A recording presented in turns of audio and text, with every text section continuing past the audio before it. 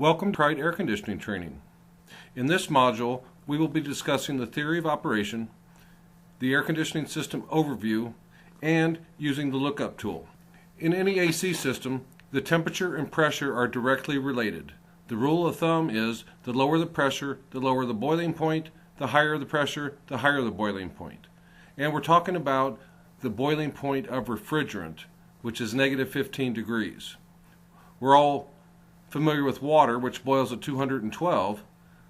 In an air conditioning system, boiling refrigerant, we have to think of it as something that's actually very cold.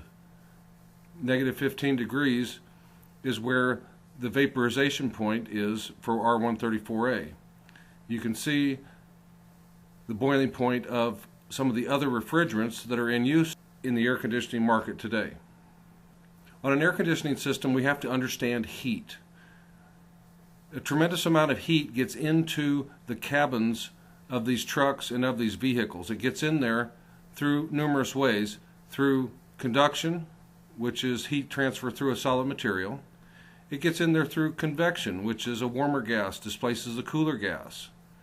By far the biggest source of heat into the cab is the sun. We're all familiar with that. If you leave your vehicle parked in the parking lot all day on a hot day and you come back to it after work, you open up the doors and you get blasted in the face with all of that heat.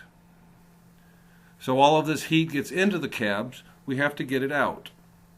And the way we do that is we provide something cold for all of that heat to move towards. Heat always moves from a warmer place to a cooler place. So in an AC system, that's the cold evaporator. That's the part that's usually inside the cab. That's what gets cold and allows all of the heat that accumulates in the inside to move to. It moves into that cold evaporator, moves into the refrigerant inside of it, and moves on out of the cab. So you're just moving heat around. Any AC system has 5 major components to it: a compressor and a clutch, a condenser, a receiver dryer, an expansion valve or orifice tube, and an evaporator. All systems have those.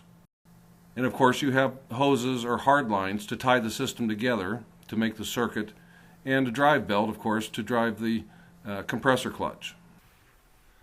Thank you for viewing this training module. Please see our other training modules for more information on air conditioning systems and components from Omega Santec.